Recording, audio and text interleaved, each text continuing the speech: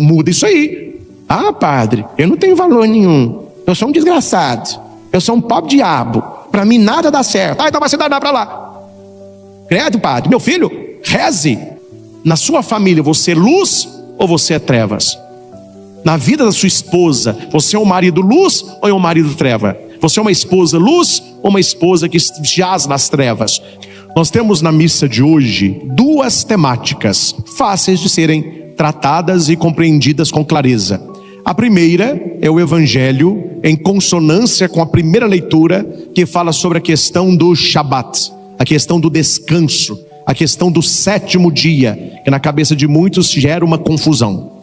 E a segunda leitura fala sobre a nossa vida cristã, que não é uma vida fácil, não é uma vida simples, não é uma vida morna, mas é uma vida abençoada. É uma vida debaixo de promessa, porque o Senhor haverá de nos sustentar. Nós temos aqui, meus irmãos, algo que Deus não tolera. Deus não tolera pessoas que têm coração duro, pessoas que não se importam com pessoas, pessoas que estão mais agarradas à lei, pela lei, do que a restauração integral da pessoa. Veja que a questão do Evangelho, ela é toda ligada não ao bem do homem, não à cura do homem, não à evangelização do homem, mas ao cumprimento de uma lei. E esta lei é a lei do Shabat, onde o judeu não se faz absolutamente nada. E não era lá, é também cá. Não sei se aqui alguém já foi na Terra Santa. Tive a oportunidade de ir uma vez, e o hotel que nós ficamos em Jerusalém, ele tem os elevadores, como os nossos aqui, e eles funcionam normalmente, todos os dias, igual os nossos aqui. Porém, no sábado, ele é programado para parar em todos os andares, tanto subindo como descendo. Para a gente sair do hotel de manhã é um auê, aquele povo todo querendo sair, e o elevador não anda.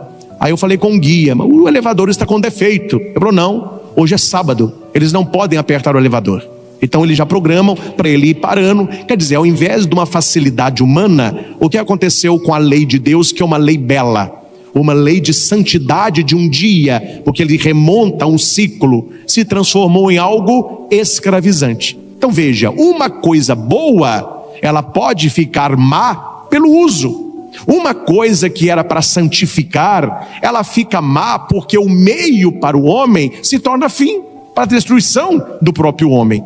Lembro-me no meu tempo de seminário, que já tem, graças a Deus, bem tempo atrás, quando Padre Benjamin, que era meu professor de Bíblia, ele estudava um pouco com a gente a questão do sábado. Ele brincava que o sábado, como se fosse uma faca bem afiada, útil, facilita a vida do homem, mas se você não sabe usá-la, você é capaz de matar o irmão. O utensílio não é bom nem ruim em si, depende do uso que se faz. Quando o Shabat foi instaurado pelo próprio Deus, ele tinha 3 regras. A primeira regra, o descanso, que simboliza libertação, o descanso com Deus e o descanso para Deus. Esse era o tripé do Shabat judaico. Rapidamente, o descanso como libertação. A primeira leitura que nós escutamos está em Deuteronômio. Por que é importante conhecermos o Deuteronômio? Porque ele vai colocar para o povo algumas normas, e você precisa entender que povo e quais normas. O povo que saiu do Egito. Não sei se você tem na sua família algum pré-adolescente ou algum adolescente. É próprio desta fase a imitação do grupo. Isso acontece com naturalidade. Eles, como não têm ainda uma identidade formada, eles ficam imitando os outros. Aí você vê aquelas adolescentes saindo para a festa de 15 anos. Elas são todas iguaizinhas, né? Tudo iguaizinho. Aí a roupa é mais ou menos a mesma, o sapatinho é mais ou menos o mesmo. É da época, é assim. Eu já fui adolescente, você também. Essa época ela é assim. O ser humano ele tem essa facilidade de seguir o bando. A maioria, mas hoje todo mundo faz, eu também estou fazendo. Estou citando isso por quê? Porque o povo de Deus, quando foi levado como escravo, eles conservavam os costumes do povo de Deus. Eles eram rígidos contra a idolatria que havia no Egito. Eles não eram politeístas, eles não bebiam aquelas bebidas, eles não praticavam o que eles faziam. Mas eles ficaram escravos muito tempo. E lá no Egito, eles tiveram filhos. E os filhos foram adolescentes. E eles conviviam com os filhos dos egípcios. Alguns judeus, que eram chamados os mais sortudos, trabalhavam no palácio do faraó, alimentavam de boa comida, começavam a vestir como o egípcio. Eles não eram egípcios. Começavam a pintar o olho de preto, começavam a calçar a sandalinha com a ponta para cima. Não era aquela a roupa do judeu. Mas por quê? Porque eles começaram a conviver com uma cultura que não era a cultura dele. E isso tem força. Até hoje isso tem força. Aqui eu não estou criticando. O exemplo que eu vou dar é para mostrar a força que há. E a gente muitas vezes ou não vê ou nega. Eu não sou de assistir televisão, mas no Instagram a gente vê lá as coisinhas. Não me lembro se foi ano passado. O Mion, Marcos Mion, simpático, está apresentando programas agora. Sempre foi apresentador, né? Mas o negócio não é esse não. Ele apareceu num programa na Globo com uma roupa de apresentador, mas com um chinelo amarelo. Na minha opinião, péssimo gosto. Uma sola muito alta, um negócio parecia uma gelatina, um negócio meio esponjoso, o dedo fica para fora, um trem mais disforme. Mas o chinelo custava quase R$8.000. Nas grandes grifes era caríssimo. Não saía o chinelo. Não foi uma boa. Deram-lhe para o Mion. Com certeza pagaram a TV para que o cara usasse aquilo. E no domingo ele ficou andando no palco com aquele pé de pato, que não era bonito. Vocês quando olhar, vocês vão te concordar. O que aconteceu na semana seguinte? O chinelo se esgotou. Porque eu não quero um chinelo, eu quero o do Mion. A influência que a mídia tem, a força que o ser humano tem de imitação. Os jovens na escola de aceitação. Não importa se é belo ou não, importa que é caro, eu tenho. E quem usou, nada mais do que Marcos Mion. Eu estou com o tênis de Marcos Mion. Isso aconteceu hoje e isso aconteceu no Egito. É por isso, meus irmãos, que aquela caminhada do Egito para a terra prometida, que poderia ter durado alguns meses, durou 40 anos. Porque tirar o povo do Egito foi fácil, mas tirar a mentalidade do Egito do povo foi difícil. Entendam o que aconteceu nesses 40 anos. O povo que caminhava no deserto continuava tendo filhos. Aqueles filhos cresciam e se tornaram adolescentes, não mais com a influência do Egito, mas com as leis que Deus deu a Moisés. Deus começou a formar um novo povo, para que o povo tivesse uma conduta de acordo com as leis do Deus de Israel. Entre tantas e tantas leis, nós temos da primeira leitura. E por que que Deus é capaz de dar esta lei? Está no versículo 15. Porque na nossa vida, meus irmãos, guarde uma coisa. Você tem que pôr na cabeça o seguinte: nós precisamos escolher de quem nós seremos escravos. A única liberdade verdadeira é a liberdade dos filhos de Deus. E Maria nos ensina, ela era a preferida, a amada, a escolhida, imaculada. O que Maria diz a Gabriel? Eu não tenho vontade de uma não. Eis aqui a escrava do Senhor, faça-se em mim segundo a tua palavra. A gente dá uma maquiada na palavra, porque hoje em dia não pode falar nada, né? Aí eles falam, não, Maria falou eis a serva. Não, falou serva nada não, é escrava mesmo. E a palavra que ela usa como escrava não é só escravo. Existiam várias denominações de escravos. Os escravos mais belos e belas trabalhavam dentro de casa. Os mais fortes trabalhavam carregando peso. Os que não serviam para muita coisa, cortando grama, tirando estrume. Os mais finos trabalhavam à mesa. Os mais prendados na cozinha. Os letrados com os filhos. E para cada escravo tinha um nome. Quando Maria diz, eis a escrava, o nome que Maria usa como escrava é a escrava sem valor. É a escrava que ninguém compra, porque ela não serve para nada. Maria se vê assim, eu sou uma escrava, eu não tenho valor. Eu sou escrava do Senhor. Jesus, nas pregações dele, e depois Paulo no aprofundamento vai dizer que aquele que peca se tornou escravo do pecado. Então qual é a nossa escravidão? A nossa servidão a Deus que nos libertou. Eu não sirvo por obrigação, eu sirvo por amor. Eu não me ordenei sacerdote, obrigado. Eu não fui para o seminário para ser um escravo vendido. Eu escolhi doar a minha vida ao Senhor. Eu escolhi ser um servo dele por amor, um escravo. Então, a primeira leitura, ela vai dizer que Deus liberta o povo do Egito, mas não libertou eles para que eles se perdessem. Agora vocês vão me obedecer. Vocês eram escravos do Egito, agora vocês vão obedecer a mim. Então está no versículo 15: lembra-te que foste escravo no Egito, e que de lá o Senhor teu Deus te vê sair com mão forte e braço estendido. É por isso que o Senhor teu Deus te mandou guardar o sábado. Deus não está pedindo, Deus está mandando. E por que ele pode mandar? Porque se não fosse Deus, aquele povo seria escravo até hoje. Então Deus libertou o povo, ele se dá o direito de impor uma lei. Note, o Deus libertador é o Deus que coloca o Shabat. Entendido até aqui? A dúvida é: se Deus manda guardar o sábado, por que a igreja guarda o domingo? Infelizmente, os senhores não, que vocês vão saber agora argumentar, falar, mas a maioria, com muita tristeza que eu falo isso, a maioria dos cristãos católicos, eles se calam quando algum protestante de alguma seita cristã judaica, eles misturam os conceitos. Eles são cristãos, mas eles creem em coisas do judaísmo. É muito complicado, certas igrejas hoje, a gente não sabe qual é a tônica delas, se é cristã ou se é judaica. Ela não é judaica porque ela prega Cristo, mas ela não é cristã porque os ritos é do judaísmo. Então eles misturam as coisas, chamam igrejas cristãs judaicas, misturam. E a gente vê na estrada, não poucas vezes, em pedras, em placas, lembra de guardar o dia de sábado. E se alguma pessoa desta igreja ou seita vai lá na sua porta e ela fala assim: pega a sua Bíblia para mim. Aí você pega a sua Bíblia e entrega para a pessoa. Ela vai abrir em Deuteronômio 5. Isso quando ela está falando de imagem, de Deuteronômio 9, né? É os dois textos que eles gostam. Aí vai falar para você: tá vendo?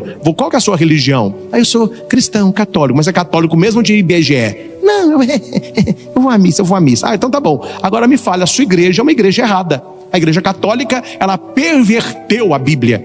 O Papa mudou as coisas. Por que você está falando isso? Porque em Deuteronômio 5:12 fala para guardar o sábado. Vocês guardam o domingo, vocês são dominicais. A Bíblia manda guardar o sábado. Como que vocês guardam o domingo? Aí o católico que não sabe vai falar o quê? Religião não se discute não. Fica você com a sua fé, eu fico com a minha. Vamos aqui tomar um café, não vamos conversar não. Na verdade, por que religião não se discute? Porque não sabe. Quem não sabe tem que ficar calado mesmo, né? É muito melhor a pessoa parecer um idiota calado do que falar e acabar com a dúvida. Então por isso que a pessoa fica calado, a não ser um idiota, que não sabe. Não vamos discutir. Gente, a coisa é muito clara. É fácil você entender aqui o processo. Deuteronômio, o povo saiu do Egito, está indo para a terra prometida, e Deus está fazendo alianças preparatórias com o povo. Por que aliança preparatória? Porque não é aliança definitiva, não é uma aliança eterna. São preparatórias. Preparatórias a quê, padre? A aliança eterna, a última, que não há outra aliança. Então existe, hoje em dia eles inventaram isso, né? Não estou criticando não, mas desnecessário, mas tem. Existe um anel de compromisso. Não tem um anelzinho? O casalzinho lá, 12 anos, começa: ei amor, love, ei vida.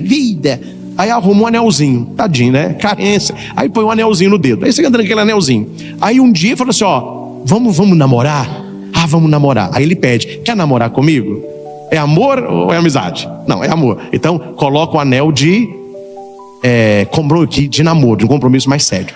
Aí a moça fica doida para esse namoro evoluir, para colocar qual? O de noivado. Mas ela tá doida para se livrar daquele. Qual que os casais querem? O anel do matrimônio, a aliança matrimonial. Esta é eterna. As outras são passageiras, elas vão sendo substituídas. As alianças do Antigo Testamento são essas preparatórias, porque a palavra testamento na Bíblia, do latim testamentum, significa aliança. Então no pé da letra não seria Antigo Testamento e Novo Testamento, seria Antigos Testamentos e Novo Testamento. Por que no plural antigo? Porque não é uma aliança, são várias. Tem aliança que Deus faz com Noé, tem aliança que Deus faz com Abraão, tem aliança que Deus faz com Moisés. Deus vai fazendo alianças com o povo e o povo vai quebrando aliança do Antigo Testamento. quando vem Jesus Cristo, e na última ceia, ele pega o cálice e diz assim: tomai todos e bebei.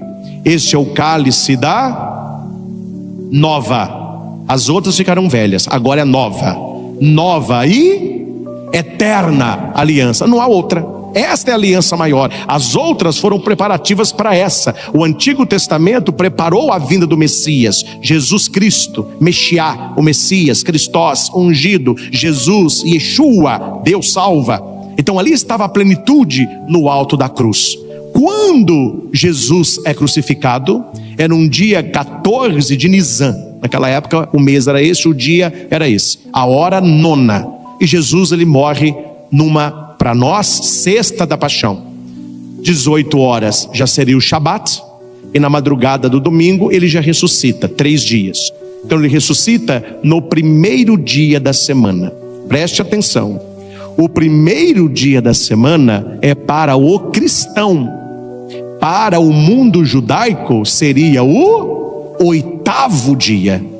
Porque Deus cria o mundo em 6 dias, ele descansa no 7º dia, e Jesus ressuscita no 8º dia. 8º dia por quê? Porque o mundo criado em 6 é recriado em Cristo. Cristo seria o 8º dia, na linguagem veterotestamentária.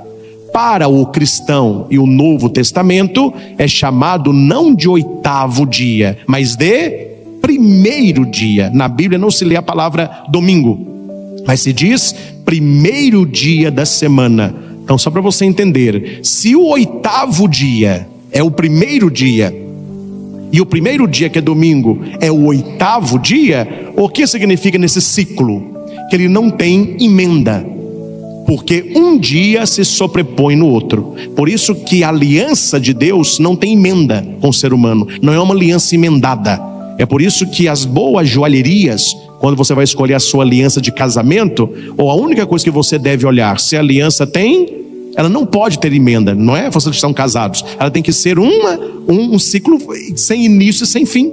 Hoje em dia coloca uma pedrinha, coloca uma coisinha ou outra, né? Mas a aliança tradicional, ela é apenas aquele ouro que não tem início, você não sabe onde o anel começou, onde o anel terminou. É o 8º e o primeiro dia. Jesus ressuscita não no sábado, ele ressuscita no domingo. A palavra domingo, do latim dies domini, que é a palavra domenica. Dies é dia, domini do Senhor. O que significa domingo? Dia do Senhor. Que Senhor? O Senhor Jesus. O Senhor Jesus, que é Deus. O Senhor Jesus, que é Senhor do sábado. Não está no Evangelho? Eu sou também o Senhor do sábado. O Filho do Homem é Senhor do sábado. Se ele é Senhor do sábado, o dia do Senhor para o cristão não é mais o repouso, é o dia da ressurreição. E aqui entendam bem, não foi a igreja, não foi o Papa que numa canetada falou: ó, o dia do Senhor agora é o domingo, não quero saber de sábado, tem que dar uma canetada aí e soltar um documento. Não. Se você pega a vida de Jesus Cristo, o evento ressurreição, ele é um evento dominical, no primeiro dia da semana. Quem lê Bíblia, entende aí de Bíblia, todas as aparições do Cristo ressuscitado acontecem no primeiro dia da semana. A ascensão de Jesus ao céu é no domingo. Pentecostes, a descida do Espírito, é no domingo. Os cristãos dos Atos dos Apóstolos, eles celebram a Eucaristia, a fraciopanes, a fração do pão, no primeiro dia da semana, que é o domingo. No século I, todos os sacramentos da igreja, principalmente o batismo e a Eucaristia, eram realizadas no domingo. Então aqui houve uma divisão. O judaísmo permanece no Antigo Testamento, porque eles não aceitam Jesus como Messias. Eles permanecem na antiga aliança, guardando o sábado. O cristão, ele pega a nova e eterna aliança de Cristo, guardando o domingo. Então, o judeu do Primeiro Testamento, ele haverá de guardar o Shabat. O cristão, ele haverá de guardar o domingo. Tem um documento muito bonito, acho que todos deveriam ler. Você lê numa sentada, é fino, é do Papa João Paulo II. Não precisa comprar não, entra no site oficial do Vaticano. Você de casa, anote aí, vatican.va, vatican.va. Quando você entrar, vai aparecer um tanto de idioma na tela. Você escolhe português. Vai abrir, você vai lá, Papa João Paulo II, e digita Dies Domini, dia de domingo, digita domingo, vai aparecer com vários idiomas. Você clica no português, ele já abre, você baixa, imprime e leia. Papa João Paulo II vai trabalhar profundamente o domingo para nós cristãos católicos, o domingo religioso, o domingo familiar, o domingo do descanso, o domingo de se conectar com o eterno. Hoje se perdeu um pouco a questão religiosa do domingo, né? O domingo hoje é muito mais um dia de descanso. Quando começou, era um dia santo. O dia de domingo era um dia para dedicar às coisas de Deus. Hoje em dia, tudo que as pessoas querem fazer, você não pode fazer no dia de semana, joga que dia? No domingo, porque perdeu-se o caráter religioso do domingo. Quem que tem que recuperar este caráter? Nós cristãos católicos. É o nosso dia, é o dia do Senhor, é o dia de missa, é o dia de se conectar com Deus. Assim como o Shabat, o domingo é o dia daqueles que são livres em Deus. O domingo é você participar no descanso de Deus, e a gente guarda o domingo por causa de Deus. Então, meus irmãos, reservem sempre o domingo, o seu horário da Santa Missa. Vocês que estão aqui, você que está em casa, Deus nos pede tão pouco, né? Deus nos pede tão pouco. Imagina se Deus falasse com você assim: eu vou te dar todo início de semana 7.000, você não precisa fazer nada, vou te dar 7.000 reais. Agora eu vou fazer o seguinte, eu vou te dar 7, mais 1.000 você me devolve. Meu filho, você vai reclamar de quê? Você está ganhando 7, se ele te pedisse para você devolver 6, você tem que devolver rindo. Você não fez nada para receber isso. E o Senhor não nos pede um dia. Se ele falasse, olha, de segunda a sábado faz o que você quiser, o domingo é meu, a gente tinha que dar o domingo inteiro para Deus sorrindo, como era na Alta Idade Média. As pessoas iam para as catedrais no domingo, 6 da manhã, 7 da manhã, voltava para casa quando estava anoitecendo, 5, 6 horas da tarde, passava o dia todo lá, com celebrações, com peças de arte, com praça de alimentação, as crianças na catequese, e a igreja, não é? As catedrais antigas, era o shopping hoje. As pessoas no domingo iam para onde? Para as catedrais. Hoje onde o povo vai? Vai para o shopping. O shopping tem tudo. Lá ele compra, lá ele come, ele tem cinema, ele passeia, ele descansa. Eram as catedrais antigas. Por isso toda catedral antiga tinha em volta um complexo. Ali tinha os banheiros, tinha o lugar da alimentação, tinha o lugar dos animais, tinham peças, gente declamando poesia, gente tocando violino. Era o que chamavam as pessoas. Se Deus nos pedisse, meus irmãos, o domingo inteiro, nós tínhamos que dá-lo de bom grado. Tínhamos que dar de bom grado. Deus é tão pouco, Deus quer tão pouco. A coisa se inverteu, né? A coisa se inverteu. Tem um evangelho que fala que uma mulher estava atrás de Jesus pedindo uma graça. Ela não era judia. Aí Jesus falou assim: não, a minha graça é para o judeu. Aí a mulher falou assim: eu sei, Senhor, eu sou como uma cadelinha, uma cachorrinha. Mas o cachorrinho, ele come a migalha que cai da mesa. O que eu estou pedindo ao Senhor, pelo seu poder, é uma migalhinha.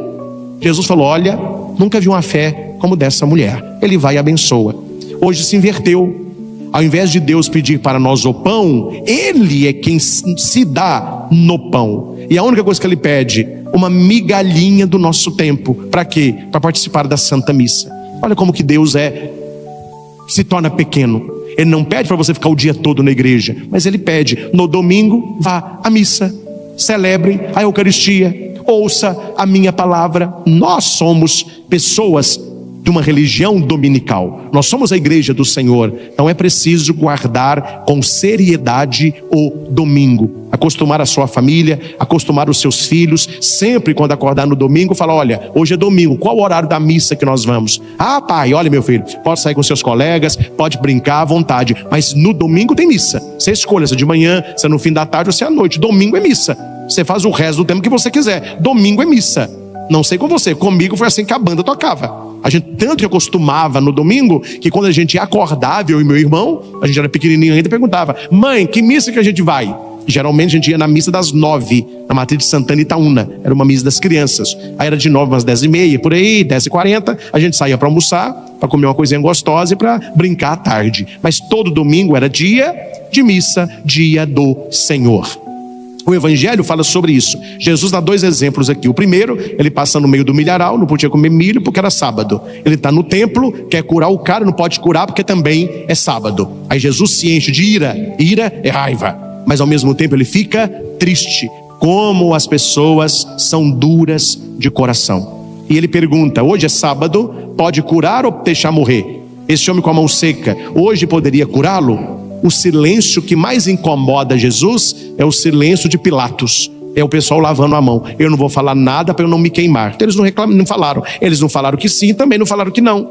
Quantas pessoas hoje não têm uma opinião sobre igreja, e quando alguém pergunta algo de igreja, ou fala algo de igreja, ou fala algo de Bíblia, o que as pessoas fazem? Elas ficam caladas. É a omissão.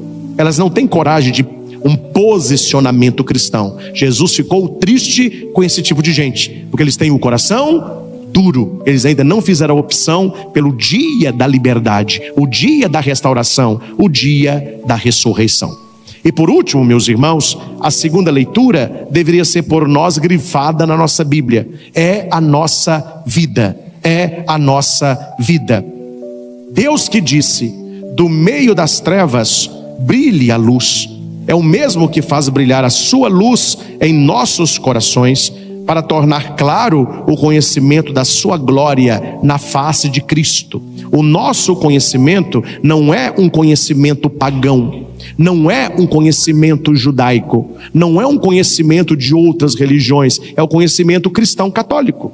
E Deus haverá de fazer brilhar essa luz na nossa consciência, para que nós possamos iluminar as pessoas.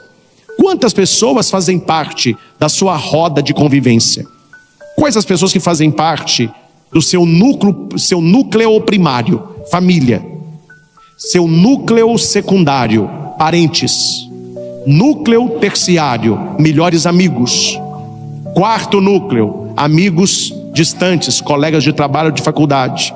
Quinto, conhecidos. Sexto, aqueles que você enxerga. Apenas você vê as pessoas assim. Como que você influi na vida dessas pessoas? Minha pergunta é uma só: você tem sido para a sua família e para os seus amigos luz ou trevas? Você tem levado a sua família e os seus amigos para um bom ou para um mau caminho? Eu já atendi muita confissão para crisma quando eu tinha paróquia, e de vez em quando o crismando fala uma coisa, e é muito triste quando você vê que o cara se estrepou na vida porque os de perto não foram luz para ele. Eu atendi um rapaz que ia fazer a crisma. Ele é da turma dos adultos, né? Ele tinha 20 e poucos anos e estava precisando de um tratamento de alcoolismo. Aí eu conversando com ele, falava: nossa, mas você começou a beber com que idade? Ele falou: quando eu era adolescente, eu tinha uns 14, 15 anos. Mas você aprendeu a beber com quem? Aí eu trabalhava com meu padrinho, e todo dia depois do emprego a gente tomava uma. Ou seja, o padrinho, ao invés de levar o cara para o caminho da luz, levou o cara para o caminho das trevas. Você que é pai, o que você está mostrando para os seus filhos? Como que você está educando os seus filhos? Você está educando o seu filho para a luz ou para as trevas? Na sua família, você é luz ou você é trevas? Na vida da sua esposa, você é um marido luz ou é um marido treva? Você é uma esposa luz ou uma esposa que jaz nas trevas? Então aqui está escrito: o mesmo Deus que vê brilhar a luz, Ele haverá de brilhar a luz no seu coração, para você iluminar. Então nós não podemos deixar que a nossa luz se apague. Deus acende luz para que ela brilhe. Ora, trazemos este tesouro em vasos de barro. Barro não tem valor nenhum. Eu já vi muita guerra por causa de ouro, por causa de água, por causa de petróleo, por causa de diamante. Eu nunca vi ninguém brigar por causa de barro. Quer levar, leva. Não tem valor nenhum. Nós somos esse pote de barro. A gente não tem valor nenhum, mas Deus colocou um tesouro no pote de barro. É como você vê um baú dos reis. Ninguém quer saber quanto custou o baú. Seu olho está aí no tesouro, não é no baú. Nós somos o vaso de barro, mas Deus colocou o seu tesouro em nós, e por causa do tesouro nos tornamos valiosos. Meus irmãos, quantas pessoas eu atento com baixa autoestima? Misericórdia! Muda isso aí. Padre, eu não tenho valor nenhum, eu sou um desgraçado, eu sou um pobre diabo, para mim nada dá certo. Então vai se dar para lá. Credo, padre, meu filho, reze. Eu rezo. Não fica rezando que você está rezando, não. Reze que eu vou te ensinar agora. Reze assim: oh meu Deus, fazei-me que eu me veja como tu me vês. Se você se olhasse como Deus olha, você veria que você é uma pessoa valiosa. Você se sente para baixo, de vez em quando, ou muito gordo, ou muito magro, ou muito alto, ou muito baixo, ou muito feio. Por quê? Porque você fica se comparando. O ser humano é bobo, viu? Raça. Todo mundo tem alguma coisa que queria que fosse diferente. Ah, padre, o senhor falou aí pra mim, glória, essa pregação sou eu aí. Eu queria que o meu nariz fosse um pouquinho pra baixo assim. Aí você pega alguém que tem aquele narizinho de tucano. A pessoa, não, eu queria que o meu nariz fosse um pouquinho pra cima assim. Ah, eu queria que o meu nariz fosse um pouquinho menor. Tipo o meu, eu queria que o meu nariz fosse um pouquinho menor. Chapuleto, né, ó. Mas é o meu nariz que eu vou fazer, né? Aí eu queria que a minha boca fosse um pouco menor. Ah, eu gosto é de bocão. Quando a pessoa te conhece, ninguém vê defeito nenhum. Ela vê você. O que você faz? Você já notou? Olha pra mim. O quê? O que é? Não, olha pra mim. Tô olhando. Ó, olha pra mim. Você já notou que um olho meu é mais baixo que o outro? Mas não é que é. Eu nunca tinha visto isso. O seu olho é assim, ó. Aí, tá vendo? Eu falo que eu sou feio. Gente, ninguém nunca viu. Você já notou isso? A pessoa olha pra você, ninguém tá vendo, mas você fica se exaltando o defeito. Ah, você já viu? Tem um negócio aqui, né? Gente, para de se olhar como uma coisa negativa, como alguém que deu errado na vida. Aqui está falando, a gente pode ser um vasinho de barro, mas nós trazemos um tesouro dentro de nós. E a obra, ela não é bela por si, ela é bela pelo artista. Às vezes você conhece uma cara mais estranha do que Mona Lisa. Eu tenho medo daquilo ali. Se eu encontrar alguém com a cara de Mona Lisa de madrugada, meu filho, eu só não faço porque eu não fui nomeado, mas era para fazer um exorcismo, não é? Porque tem algum malefício, tem alguma coisa ali. Meu filho é o quadro mais caro do mundo, protegido, vigiado, guardado. Um quadro pequeno, apesar que o negócio era grande ainda, lá no Louvre, pequenininho. Por que todo mundo fica assim? Não é pelo quadro, porque há pintores que já pintaram Mona Lisas idênticas àquela. Até especialistas ficam confusos qual que é a original. Por que ela vale tanto? Pelo artista. Então você vale não é por você, é porque Deus fez você. Deus trabalhou em você. Deus colocou nesse vasinho de barro o seu tesouro. Então você precisa se amar mais, cuidar mais de você, gostar de você, saber que você tem uma missão aqui na terra e não ficar só olhando os outros e imitando os outros. E como é a nossa vida aqui na terra, padre? Mais ou menos assim. Vamos aí. Vai no versículo 8. Você vai falando, eu vou falando e você vai falar como que é. Eu vou falar uma coisa negativa, você vem com uma coisa positiva. Não deixa cair a bola não, amém? Eu vou te colocar para baixo, você se coloca para cima. Vamos lá.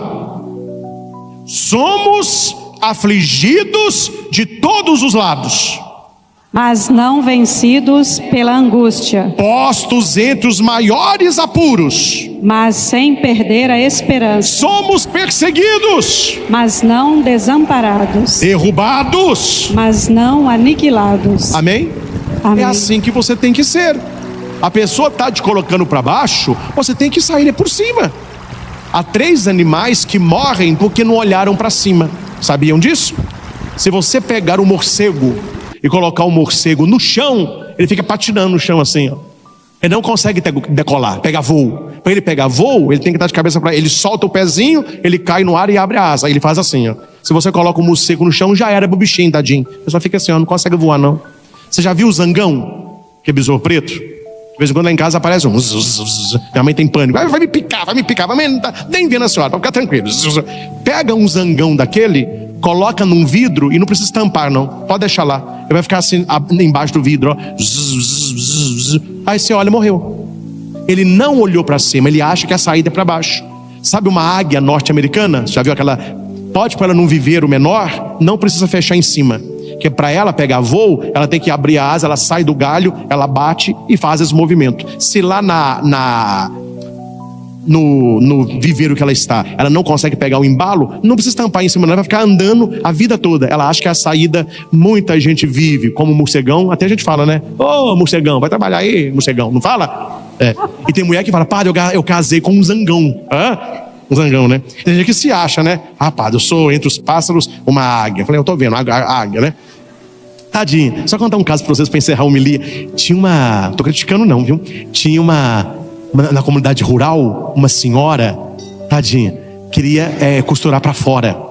Aí alguém falou com ela, você tem que pôr um nome bonito, porque a senhora põe uma placa tipo, aí de qualquer jeito, ninguém vai na senhora não. Arruma um nome bonito. Vou pensar numa coisa. Aí passou um tempo, o cara passou na frente da casinha dela, lá no sítio, tinha uma placa assim, Águia de Ouro. Aí ela, agora ela entendeu aí, ó. Quem não vai querer ir numa casa para ser costurada costureira, águia de ouro. Nossa, que bonito, eu vou lá elogiar. Ela entendeu minha lição. Olá, senhora. Ei, meu filho, você tá bom? Tô bem. E as costuras? Lotou. Falei, mas lotou. Com um nome tão bonito assim, gostei, né? Eu me sinto também uma águia, sabe? Mas o que tem a ver o seu nome com a minha loja? Como que o que tem a ver? Tudo a ver. Achei lindo. Águia de ouro. Não, o senhor leu errado, moço. É agulha de ouro.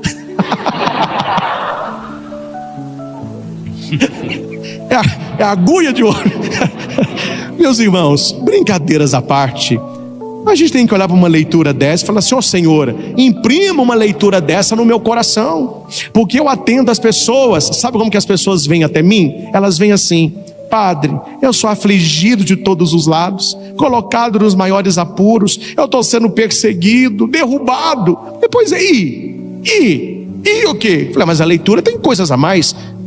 Eu sou afligido de todos os lados, mas eu não me deixo vencer pela angústia. De vez em quando eu acordo angustiado. Você não acorda, não? Eu acordo. Pai, padre, um padre acorda angustiado? Eu não nasci padre, não.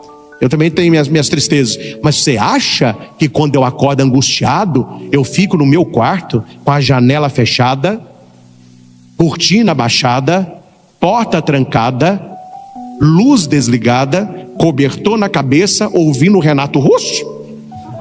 Isso é para morrer, meu filho. O dia que eu acordo angustiado, eu saio, eu vou na padaria, eu vou na casa de alguém, eu sento numa praça, eu me viro e a gente sente-se melhor. Somos afligidos, mas não me deixo vencer pela angústia.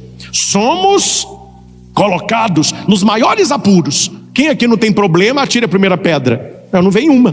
Todo mundo tem problema, mas apesar dos problemas, eu não perco a esperança em Deus. Vou vencer. Sou perseguido.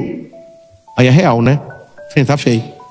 Sou perseguido, mas nunca desamparado por Deus, nem pela minha família, nem pelos meus amigos. Sou derrubado, mas nunca destruído. Olha a palavra bíblica para a sua vida. É uma leitura de superação, uma leitura de glória. Se na minha vida eu levo os sofrimentos mortais de Cristo, eu levarei também a sua glória e a sua ressurreição. Meus irmãos, é exatamente para isso que existe o domingo.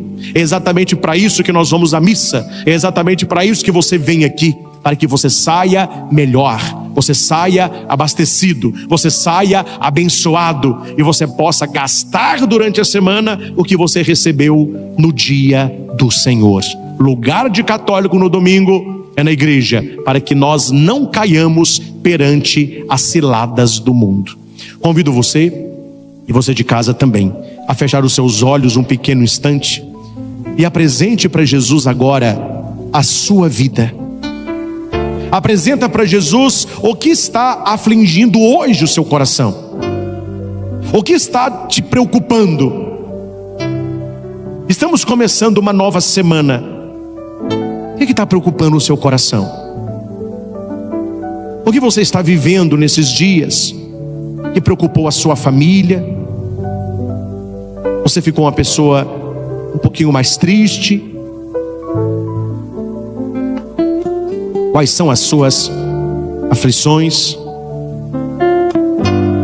Quais são os apuros que você enfrentou? Os problemas que bateram na sua porta? Os desafios que você terá que resolver, enfrentar? Só Deus sabe quando a perseguição bate na nossa porta. Talvez você tenha sido perseguido no seu trabalho, e graças a Deus você é bom no que faz, e você desperta inveja nos outros. Talvez você tenha sido perseguido na sua faculdade, na sua sala de aula, por levar a sua fé a sério.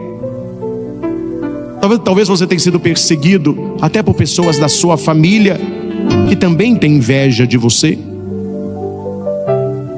Quantas pessoas tentaram puxar o seu tapete para te derrubar? Quantas pessoas te deram rasteiras na vida e te jogaram no chão? Somos afligidos, colocados nos maiores apuros, somos perseguidos, somos derrubados. Mas Deus diz a você esta noite: no meio das trevas brilhe a luz. E aquele Deus que fez brilhar a luz haverá de iluminar o seu coração, para que você veja que apesar de você ser um vasinho de barro, você traz este tesouro dentro de você. Você tem a luz de Deus dentro de você. Você tem o Espírito Santo dentro de você. Você está debaixo da bênção do céu. Então, você pode dizer: eu sou realmente afligido de todos os lados. Eu tenho passado por muitos problemas, problemas de saúde, problemas na família, problemas de dinheiro. Tenho sido uma pessoa endividada, também gasto tanto. Tenho os meus problemas, tenho as minhas tristezas, mas não me deixo vencer pela angústia. Tenho enfrentado grandes apuros na minha vida, grandes imprevistos, situações difíceis, mas eu não perco a minha esperança. Tenho sido até perseguido, mas Deus não me desampara. E mesmo quando puxam o meu tapete ou me dão uma rasteira, eu não sou aniquilado. Não sou vencido pela angústia, não perco a esperança, não sou desamparado e tampouco aniquilado. Eu levo na minha vida os sofrimentos de Cristo, para que também a vida de Cristo se manifeste na minha vida.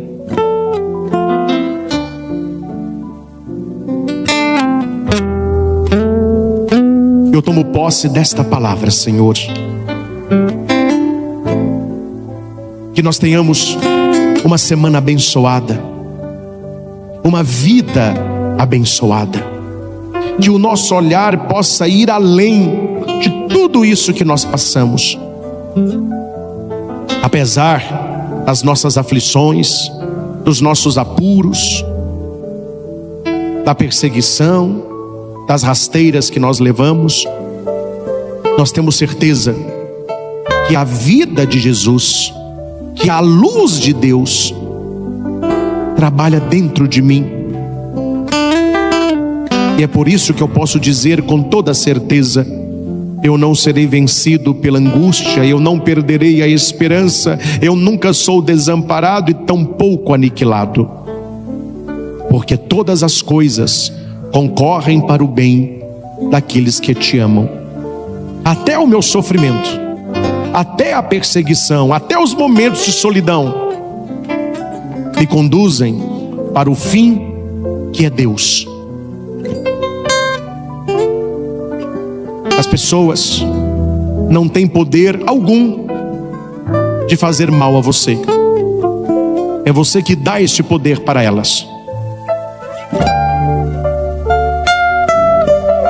Permita que Deus possa reconstruir a sua vida, curar o seu coração, encher a sua história de alegria, de esperança. Diga para você mesmo, quando as coisas pesarem: eu não vou desistir, eu não vou abandonar o meu sonho, eu não vou trair o meu Deus, eu não vou abandonar a minha família, eu não vou mentir para os meus amigos. Eu quero ser uma pessoa melhor, eu quero iluminar a vida das pessoas que me amam. Não quero levar problemas, eu quero ajudar na solução. Eu não quero ser a causa de dor de cabeça para ninguém, porque o Senhor tem feito maravilhas na minha vida.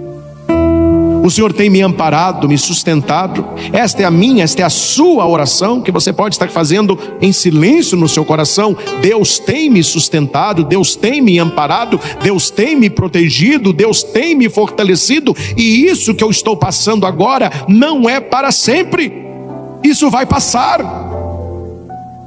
A tempestade vai passar, o céu escuro vai passar, a doença vai passar, a tristeza vai passar, porque na minha vida trabalha a vida de Cristo.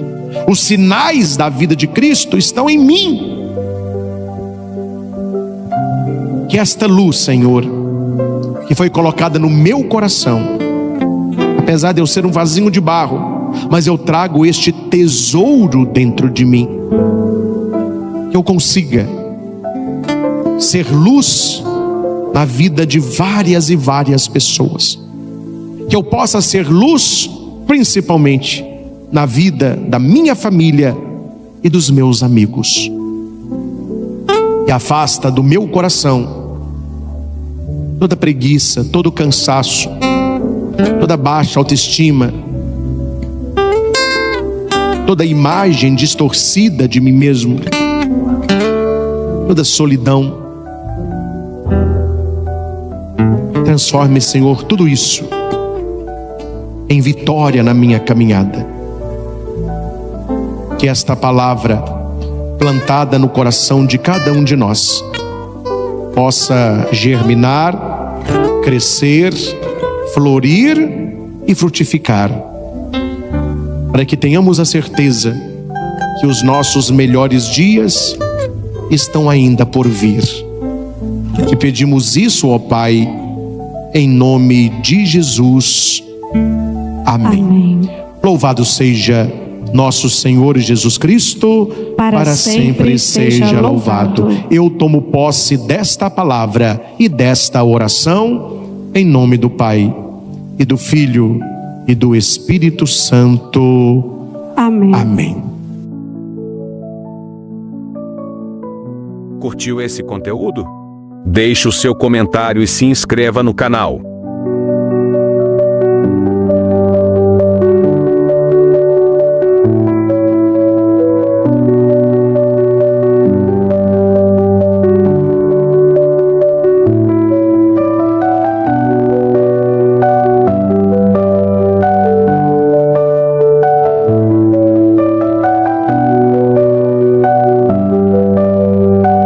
Aos que estão aqui, você que está em casa, no instante de silêncio, deixe cair no seu coração toda esta pregação e dê uma peneirada, se nem tudo serviu, mas fique com aquilo que Deus usou da boca do Padre para falar com você. Meus irmãos, a pessoa inteligente, ela aprende corrigindo os erros. A pessoa sábia, ela aprende olhando o erro dos outros. Então nós temos que ter mais sabedoria do que inteligência. E lendo a Bíblia, nós vemos que o povo já fez certos caminhos e que deram errado. E que você não precisa fazer o mesmo caminho, porque vai dar errado também. Então a leitura que nós ouvimos fala sobre isso. Quem tem aí o folheto, se quiser acompanhar, nós vamos apenas contextualizar. Aí a leitura que não diz nada, ela explode e você verá que a nossa vida está aí. Naqueles dias, todos os príncipes dos sacerdotes e o povo multiplicaram as suas infidelidades. O que Deus mais preza é a nossa fidelidade a Ele, porque Ele é fiel a nós. E quando você é fiel a Deus, Ele não deixa você por terra. Assim como Jó foi perdendo tudo que ele tinha, mas ele não perdeu a fidelidade. E a Bíblia diz que ele recebeu tudo de volta multiplicado. Então quando você perde algo porque o mal levou, Deus haverá de devolver tantas vezes mais, se você se manter fiel, porque Deus exige a fidelidade do povo e a nossa fidelidade, porque Ele fez tudo. Se você lê a Sagrada Escritura, Deus retirou o povo do Egito com mão forte, Deus mandou 10 pragas, até os primogênitos Deus matou, Deus abriu o mar vermelho para saciar a sede, cuspiu água em Massa e Meriba, deram para ele codornizes, que é carne, de manhã tinham maná, Deus descia na tenda e falava face a face com Moisés, Deus conduziu o povo seguro, Deus fez tudo. Então Deus diz: como eu fiz tudo para vocês, eu espero uma coisa só de vocês: fidelidade. E a gente não precisa ir longe, não. Quando você tem bons amigos, quando você tem um melhor amigo, uma melhor amiga, qual que é o mínimo que você espera dessa pessoa? Fidelidade. Ele já fez tanto para você e você já fez tanto para ele. Sejamos fiéis. Nós somos fiéis entre nós. Deus quer que nós sejamos fiéis. Só que aqui acontece o contrário. E aqui a Bíblia é muito clara: eles não aumentaram a infidelidade, eles multiplicaram a infidelidade. Eu queria, meus irmãos, ser mais doce nas minhas palavras, mas eu iria mentir para vocês. Então eu vou falar da coisa rasgada. Há pessoas que não enxergam que elas vêm à igreja, mas elas levam uma vida de infidelidade. Elas vêm à igreja, mas elas não rompem com o pecado. Elas não mudam de vida. Elas não têm um espírito adorador. Então elas estão vindo no templo, mas você não vê na vida delas a graça de Deus. Você não vê na vida delas a vitória de Deus. Você não vê na vida dela a experiência de Deus. Fica uma coisa assim fora dela. A pessoa está, mas ela não vive, ela não sente. É igual quando você vai num teatro, uma peça assim bem ensaiada, bonita, e você se emociona com a entrega dos atores. Quando ali morre alguém, claro, é uma encenação, mas fica até um nó na sua garganta. Você está vivendo aquilo ali. No final você aplaude aquele pessoal de pé, como que eles se entregaram. Mas você vê que tem gente que vai no teatro, não está nem tchum. A peça está acontecendo, o cara está tomando refrigerante, passando saco de pipoca, mexendo em celular. Ele nem sente aquilo ali, mas ele foi. E depois ele fala: eu fui na peça, o que você achou? Meia boca. Assim a Eucaristia. Você pode estar aqui, mas não sente nada, não vê nada, não é abençoado nada, entra do mesmo jeito, sai do mesmo jeito. Então nós precisamos primeiramente mostrar a Deus o nosso esforço de sermos fiéis a Ele, que perscruta o nosso coração. Não é mostrar que você é fiel para namorado, namorada, padre, mãe, pai, isso aí não importa nada. Deus tem que olhar para você. E quando Deus olha para você, Ele sabe se você é fiel ou se você é o infiel. E o que denota a nossa fidelidade ou a nossa infidelidade não é apenas estar aqui, mas um estar aqui com qualidade, um estar aqui buscando entrar em relacionamento com o nosso amor. Como diz Santa Teresinha: eu sou do meu amado e o meu amado é meu. Relacionamento. Aqui, meus irmãos, tem uma pergunta. Este pessoal de Crônicas multiplicaram as iniquidades. Nós temos multiplicado o que na nossa vida? Olhando a sua história e esta caminhada quaresmal, o que você pode oferecer ao Senhor? O que você já conseguiu multiplicar? Aqui vem na nossa mente a multiplicação dos pães, né? Padre, eu não tenho muita coisa para multiplicar, não. Eu não tenho quase dom nenhum. Eu sou um cisquinho, eu sou um pobrezinho. Mas Jesus saciou 5.000 homens, sem contar mulheres e crianças, com 5 pãezinhos e 2 peixinhos. Eu não acredito que você não tem 5 pão dormido e 2 piabas para apresentar para o Senhor. Não é possível. Aí é demais, né? Por que você fica 5 pães e 2 peixes? Aquilo que para nós é pouquíssimo, é quase nada. Mas Deus precisa do nosso quase nada para fazer o tudo, para o milagre acontecer. Lembra do profeta? Deus disse para o profeta Eliseu: vai chover, eu vou te dar um sinal. Aí Eliseu diz para o servo dele: olhe no horizonte se está armando chuva. Não tem nenhuma nuvem no céu. Olha de novo, tudo azul. Adão e Eva no paraíso, tudo azul. Olha de novo, não tem nada. Ele pediu para o cara subir 7 vezes. Gente, pensa, compadre, aqui. Olha o tamanho que esse céu. Eu vejo tanto que a gente é pequeno quando eu viajo de avião. Meu Deus, o ser humano é nada. A gente passa em cima de cidades, a cidade fica pequenininha assim, ó. Aí você olha e fala assim: nossa, aquela cidade está lotada de gente, caminhão na rua, carro, não vê nada. E aquelas casinhas de longe. O ser humano é pequenininho. Olha o tamanho que é o céu. Na 7ª vez, o cara subiu e falou com Eliseu assim: eu estou vendo, nesse céu desse tamanho, tem uma nuvenzinha. Aí Eliseu pergunta: que tamanho que é a nuvem? Que tamanho que é a nuvem? Quem lê Bíblia aí? A mão, muito obrigado. A mão de um homem. Gente, olha o tamanho da mão de um homem perante o céu. O que é uma nuvem do tamanho da mão de um homem? Mas guarda isso aqui. Deus precisa apenas de uma nuvem do tamanho da sua mão para fazer uma tempestade. Deus não precisa de muito, Ele precisa do seu necessário. Então na nossa vida, a gente fica esperando, vai chover. A gente fala que vai chover quando tem nuvem no céu, está tudo preto, ventando, fala, nossa, ele vem um temporal. Imagina se você acorda, tem no céu uma nuvenzinha, tamanho da mão do homem. Só que Eliseu, ele tinha uma visão de fé. Hora que o cara falou para ele, tem uma nuvem, tamanho da mão do homem. Eliseu disse, desce depressa, e corre, e fala para o povo se preparar, que a chuva vai cair.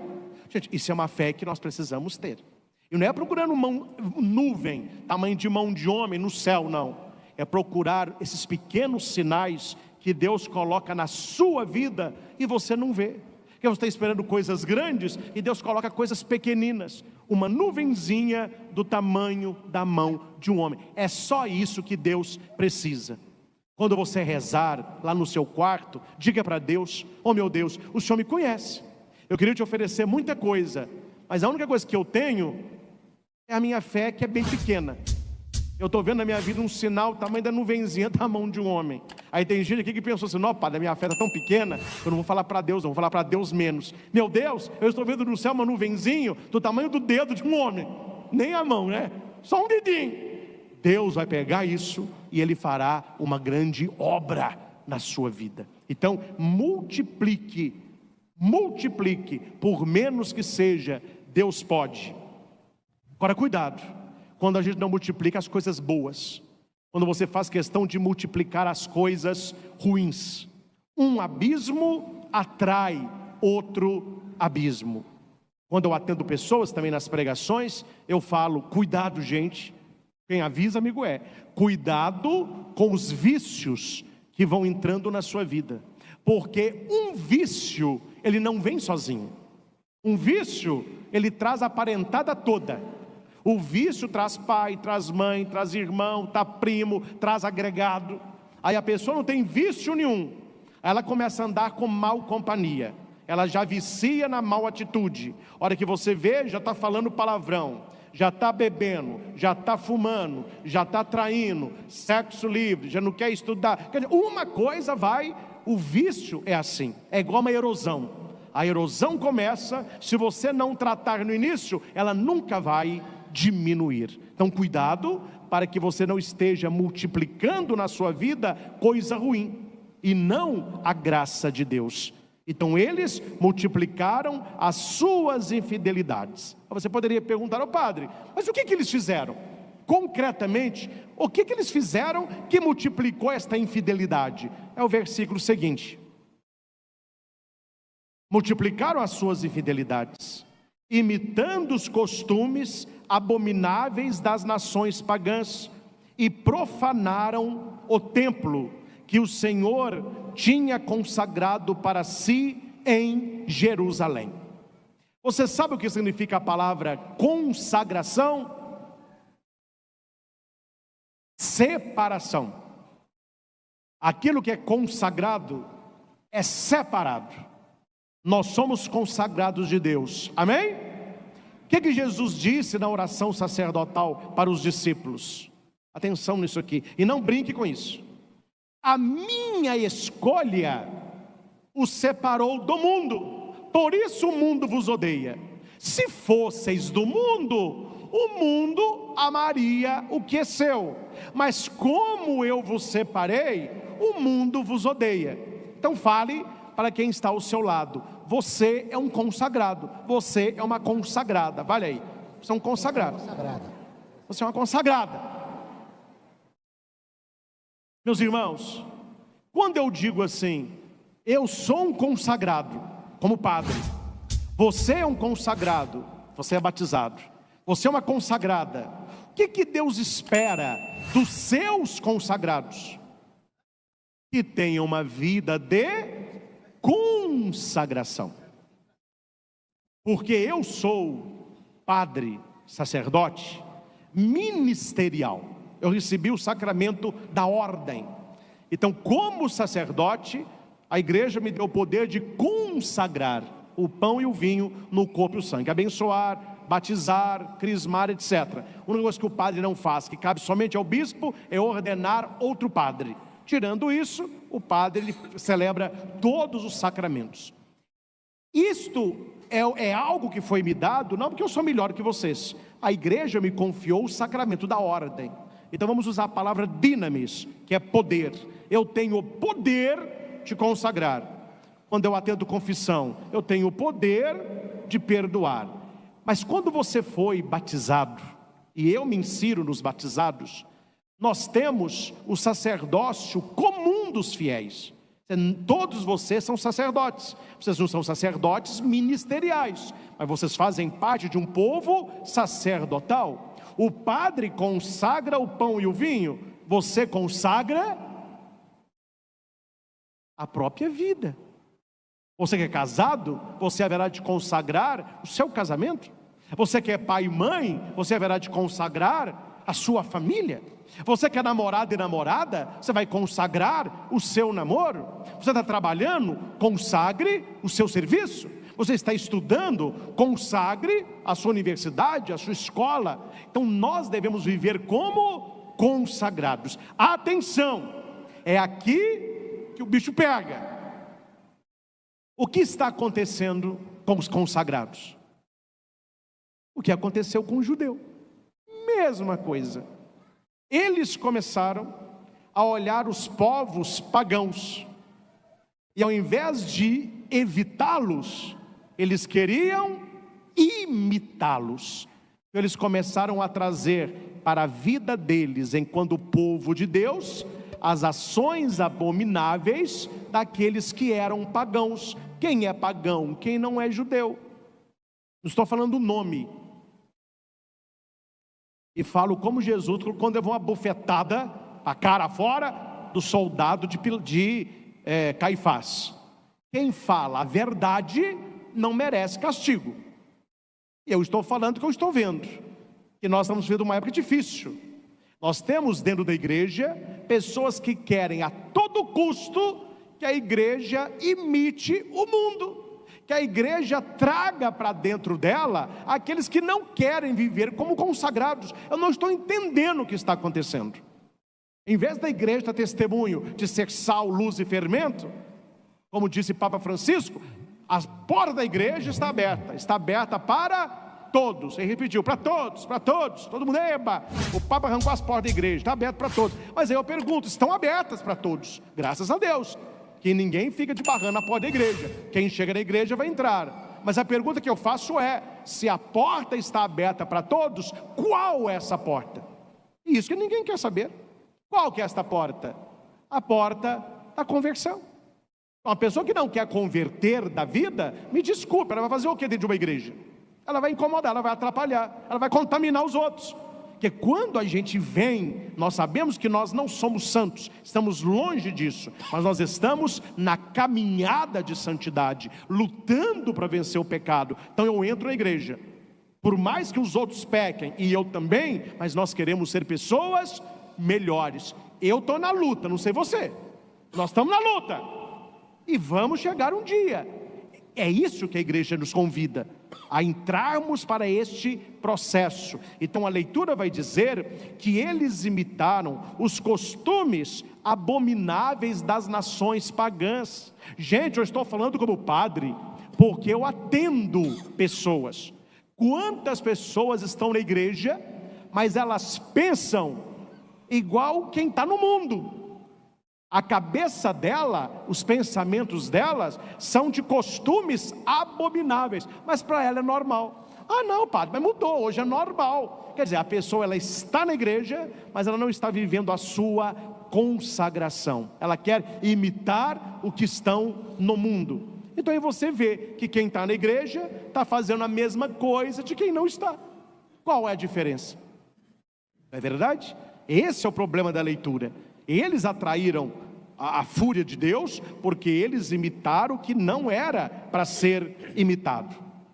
Aí você vê pessoas que vão à missa, estou falando o nome, a pessoa vai à missa, comunga, reza Ave Maria, aí elas vão nessas baladas aí, festa, etc. Aí o micro short, não, padre, mas todo mundo usa, e quanto mais para cima, mais a gente chama atenção. Pois é, meu filho, você não está entendendo uma coisa, esse micro short, que está tampando quase só a genitália, né?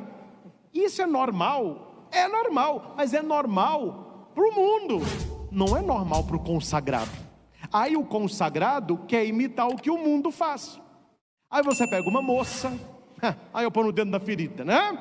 Uma moça que é de missa, que comunga, que quer casar na igreja, olha que bonito, quer pôr o véu branco, quer pôr o marido todo bonitão, e contrata música, e contrata flor, e briga por causa do padre, eu quero esse, eu quero aquele, e faz uma confissão piedosa para casar, se consagrou a Nossa Senhora, reza o rosário, mas aí vem a festa de despedida de solteira. Aí você vai na festa, você só vê órgão genital. É órgão genital de chocolate, põe no olho, põe na boca, joga leite condensado, aquela confusão toda. Padre, mas que rigorismo isso? É normal isso, meu filho, é normal para o pagão, não é normal para o cristão. Só que essas coisas do mundo entraram para a nossa vivência. Isso que a leitura está falando. As pessoas são de Deus, mas elas estão fazendo a mesma coisa que fazem os que não são de Deus. Você pega um jovem, uma jovem que não é de Deus, não vai à missa, não tem fé, o negócio no final de semana é quem pega mais. Beija 4, beija 5, dorme com 6, acorda com 7, uma confusão. É a vida deles, eles escolheram isso. Aí você pega uma pessoa de igreja, que ajuda na igreja e que está fazendo a mesma coisa. São os consagrados imitando as obras. Vocês estão entendendo os exemplos, sim ou não? Isso é para ficar mais claro o que eu quero dizer. É isso que aconteceu no livro de Crônicas e que deu errado. Deus olhou para o seu povo e Deus olhou para aqueles que não eram o seu povo. Deus olhou para aqueles que aceitaram Jesus e para aqueles que não aceitaram Jesus, e Deus falou assim: espera aí, estes fazem assim, mas os meus também fazem. Estes estão lidando assim, mas os meus também. Esse pessoal tem a boca suja, mas esse aqui também tem. Então qual a diferença do consagrado por não consagrado? Qual a diferença do cristão para o não cristão? Do praticante por não praticante? Está tudo a mesma coisa. Aí é o pai do filho pródigo. Ele chega no chiqueiro, ele não sabe quem é filho e quem é porco, porque o ser humano agora deu para imitar porco também. Não é a minha identidade, ideologia de gênero, é a minha identidade. Eu sou uma porca. Vocês viram isso? Ou não viram isso também não? Uma moça definiu que ela é uma leitoa. De peso, certamente. Mas encheu o banheiro dela de esterco, colocou um focinho rosa, e ela fica deitada, vira de um lado, vira do outro, e a família defendendo, não, mas ela está feliz, ela descobriu a sua essência. Meus irmãos, Jesus morreu na cruz para que nós tivéssemos uma essência de leitão. É o mundo. Agora qual é o problema? É quando os que estão aqui dentro começam a achar isso lá fora normal. Padre, as coisas não é assim, meus irmãos. Deus quer um povo fiel, Deus quer um povo dele. Padre, mas se eu viver o que o senhor está falando, nós estamos na água, e estamos na água mesmo, porque Jesus disse: quem está nas trevas odeia a luz, e nós seremos odiados. Eles odiaram também Jesus, e Jesus só fez o bem. Não é assim que Paulo diz? Passou pelo mundo fazendo o bem, e terminou aonde? Crucificado. Me apontem um pecado público, um erro de João Batista. João Batista só batizava, falava de Deus, falava sobre conversão. Como que ele acabou? Perdendo a cabeça por Herodíades, que não quis se converter. Gente, a história vai repetindo, né? Profanaram o templo. Qual templo? O de Jerusalém, mas também o templo do próprio corpo. O nosso corpo, ele é templo do Espírito Santo. Deus habita no seu corpo. O seu corpo é também sagrado. Nós devemos ter respeito quando estamos no templo, que é a casa de Deus. Quando nós entramos na igreja, que é a casa de Deus. Jesus falou semana passada, né? Expulsou os vendedores porque eles não tinham respeito com a casa do meu Pai. Mas se o Espírito Santo habita no templo, ele habita no seu coração. Aí tem pessoas que respeitam o templo de pedra, mas não respeitam o templo que é o seu corpo. E aqui está falando, eles profanaram o templo que o Senhor tinha consagrado, separado. Repita: quem avisa, amigo o é. Quem avisa, amigo o é. Quem é o nosso maior amigo? Jesus. Ele disse isso. Ninguém tem maior amor do que aquele que dá vida pelos seus amigos. Eu não vos chamo de servos, eu vos chamo de amigos, porque eu vos dei a conhecer a vontade do meu Pai. Então o amigo, ele avisa.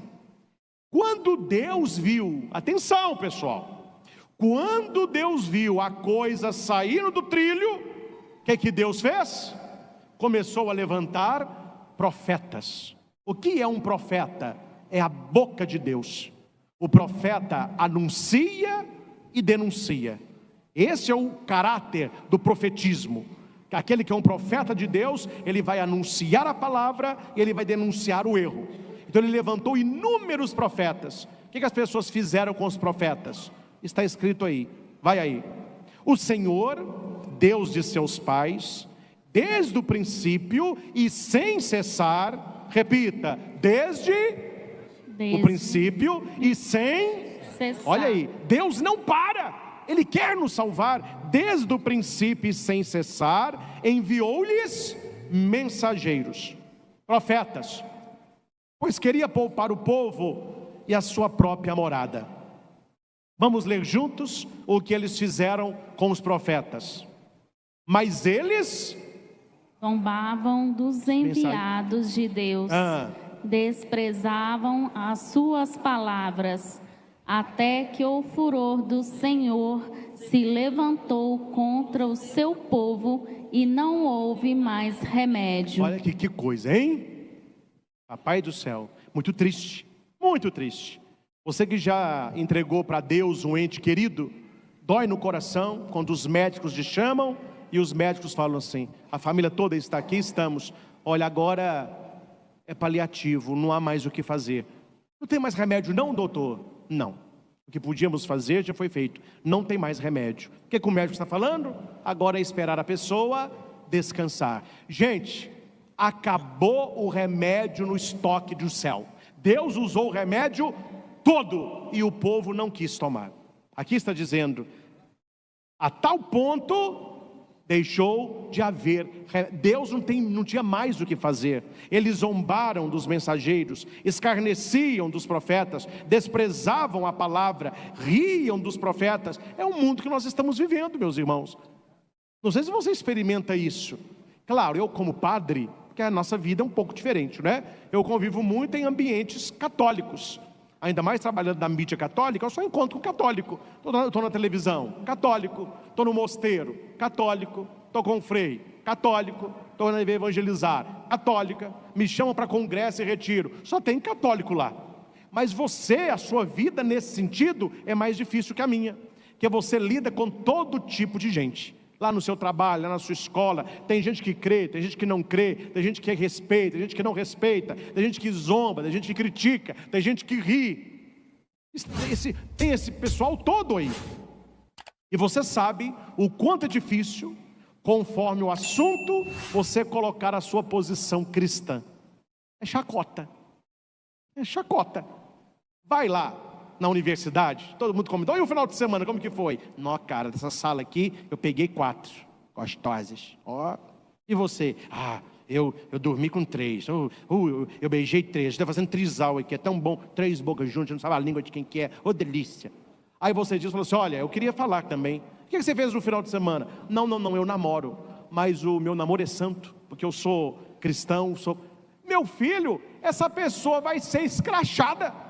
Aqueles que deveriam ter vergonha, falam como se fosse a melhor coisa do mundo. E aquele que está vivendo agradando a Deus, esse vai ser excluído.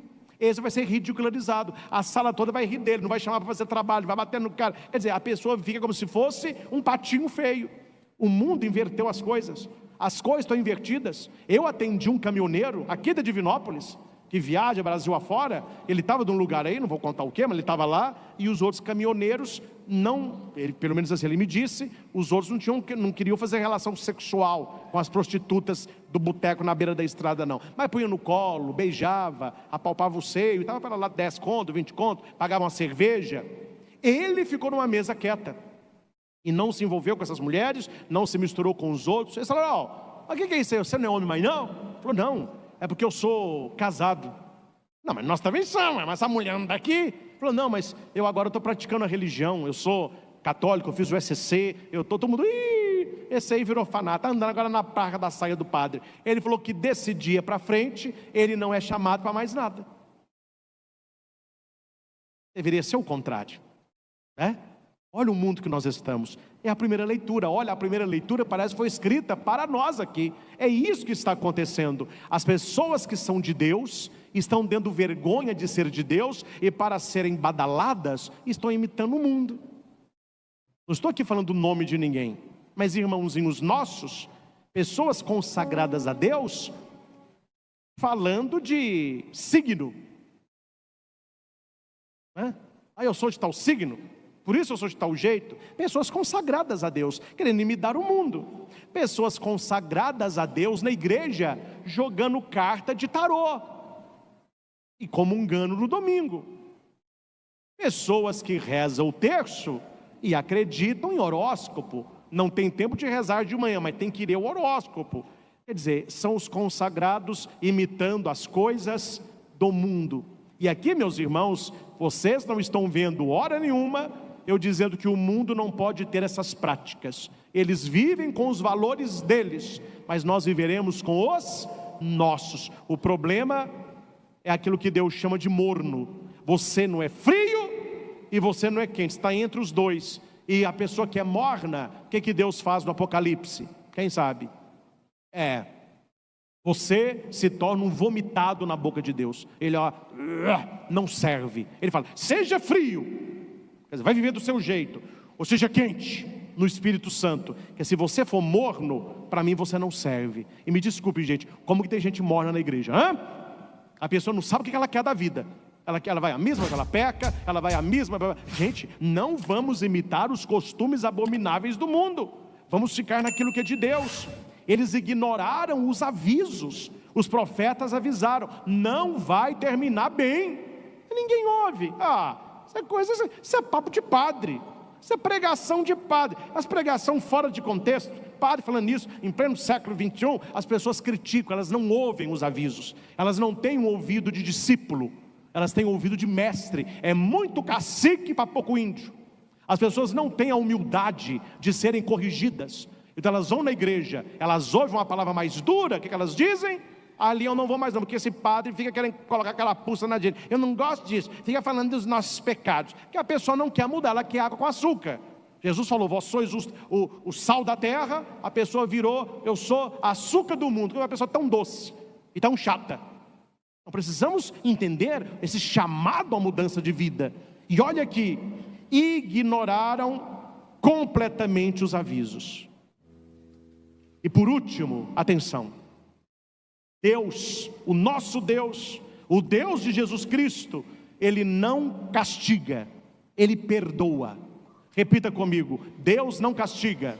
Deus não castiga. Deus perdoa. Deus perdoa. Amém? Amém. Mas aprenda uma coisa: Deus perdoa, só que as suas atitudes, elas vão atrair para a sua vida bonança ou tempestade.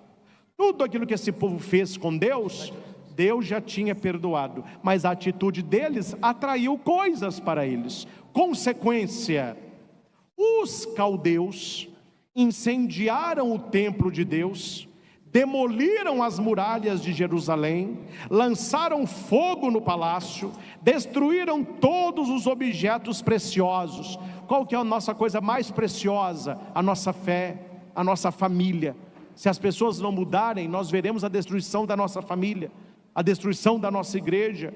Jesus prometeu: as portas do inferno não prevalecerão contra ela, mas sofreremos muito na tribulação. O rei dos caldeus deportou para a Babilônia todos os que tinham escapado ao fio de espada, e foram escravos deles e seus filhos, até que se estabeleceu o reino dos persas. Ou seja, as coisas certas que nós fazemos vão atrair bênção para nós. As coisas erradas que você faz, pode esperar, a conta vai chegar. Mas padre, Deus vai me castigar? Não, mas as suas ações determinam as consequências. Tudo na vida é ação e reação. Toda ação tem uma consequência. O povo abandonou a Deus, multiplicou a infidelidade, começou a imitar as ações abomináveis. Que aconteceu no final? Destruição. Casas queimadas, muro destruído, o templo veio ao chão, foram deportados à Babilônia, mais ou menos 15 mil pessoas. Depois assumiu o rei Ciro, mais esperto que Puca, mas uma releitura. Ele foi alguém que, para eles, Deus tinha mandado, porque ele deixou o povo voltar para a terra e refazer o templo. Mas Ciro era dominador, ele deixava o povo praticar religião para que ele fosse soberano. Depois o povo descobriu isso, aí não deu certo, mas ele passava assim entendeu? O povo estava com fome, ele estava pão e circo, mas dominava o povo. E esse Ciro libertou o povo de Deus, que eram escravos dos babilônios. Depois os persas entraram e eles voltaram. Ou seja, meus irmãos, olhando numa linguagem espiritual, por mais que as coisas estejam difíceis, guarda isso, sempre vai aparecer no seu caminho um rei Ciro, alguém que vai te ajudar, alguém que vai te libertar, alguém que vai apontar caminho. O que nós não podemos é abrir mão da nossa vida de consagrados, a nossa vida de amigos e amigas de Deus, para largar de agradar a Deus e querer agradar o mundo. Meus irmãos, por favor, não seja inocente, para não falar bobo. Você acha que as pessoas que não estão na igreja e são no mundo, elas estão preocupadas em serem abraçadas e aceitas por nós? Elas querem ver o diabo e não querem ver nós. E quando vem, não vem por conversão, vem por contestação. Aí eles não querem mudar de vida, eles querem que a igreja mude. Eles não querem mudar de vida, eles querem que a igreja mude. E a igreja pode mudar, nunca basta, nunca basta. Vai abrindo mão, eles, a hora que tiver tudo destruído, aí sim, agora nós podemos voltar para o mundão, porque nós não somos da luz, nós odiamos aqueles que o são. Então, meus irmãos, sejamos comprometidos com a palavra do Senhor. Essa primeira leitura nos alerta: cuidado quando na sua casa, na vida dos seus filhos e na sua mente, você começa a pensar e aceitar as ações abomináveis do mundo. Cuide da sua família, levante muros de proteção espiritual, porque quando a tristeza chega, a escravidão se instala numa vontade de cantar. É o Salmo. Vocês que estão aqui deportados, canta para nós aí, cante um cântico de Sião. Como que nós vamos cantar um cântico de Sião numa terra estrangeira? A gente não esquece de Jerusalém. Que se prenda a minha língua ao céu da boca, se de ti, Jerusalém, eu me esquecer. Jerusalém é a nossa igreja, Jerusalém é a nossa família. Não se esqueça da sua fé, não se esqueça do que você já aprendeu, não se esqueça que você é batizado, não esqueça das bênçãos que você já recebeu, não se esqueça de Deus. Que a minha língua se prenda ao céu da boca, se de ti, Jerusalém, eu me esquecer. Era um povo cativo, mas que não se esqueceu do primeiro amor. Foi assim com eles, e deve ser assim com cada um de nós. Lembremos do que o Senhor disse: se forem fiéis nesta terra, eu serei fiel a vocês lá no céu. Aquele que me rejeitar aqui embaixo, será rejeitado por mim lá em cima. Mas bem-aventurados sois vós, quando vos perseguirem, injuriarem e mentindo contra vós por minha causa. Alegrai-vos e exultai, porque será grande a vossa recompensa no reino dos céus. E nós queremos tomar posse desta recompensa, uma vida de consagrados que não invejam aqueles que estão no mundo. Tem que ser o contrário, são os que estão no mundo numa falsa alegria, vendo a nossa bênção e uma vida com Deus que deve abandonar o pecado e estar no nosso meio. Não são os da igreja indo para o mundo, são os do mundo vendo nós o testemunho, procurando a igreja. E Deus ilumine a todos e cada um, para que continuemos nesta caminhada rumo à semana maior, a Semana Santa. E fica aqui a vigilância para a 4ª semana da Quaresma. Faça um mergulho na sua vida e na sua verdade. Você tem uma semana para fazer isso. E só você com você mesmo pensa: o que está na minha vida? Como consagrado de Deus, como um batizado, mas que é uma ação abominável do mundo. O que é que eu estou trazendo para a minha vida que não é de Deus? O que eu estou aceitando que não é de Deus? O que eu estou fazendo que não é de Deus? O que eu estou pensando que não é de Deus? O que eu estou falando que não é de Deus? Aí você é esse povo que volta. E Deus não se alegra com a morte do pecador. Pelo contrário, Ele quer que ele se converta e tenha vida e vida plena. Aos que estão aqui, você que está em casa, no instante de silêncio, deixe cair no seu coração toda esta pregação. E dê uma peneirada, se nem tudo serviu. Mas fique com aquilo que Deus usou da boca do Padre para falar com você. Quais têm sido as nossas infidelidades? Quando é que nós, como consagrados e separados do Senhor, nós estamos imitando as ações abomináveis do mundo, vendo tudo isso com normalidade? As nações, os reinos, brigam por domínio e poder. Entre vós não deve ser assim. Esta é a frase, meus irmãos, que Jesus diz para cada um de nós. As pessoas que não têm religião, as pessoas do mundo, elas têm um estilo de viver delas. Mas Jesus, olhando para nós que somos cristãos batizados, Ele vai dizer: eles vivem assim, mas entre vós não deve ser assim. Permaneçamos fiéis ao Senhor, buscando sempre as coisas do alto. Louvado seja nosso Senhor Jesus Cristo, para sempre seja louvado.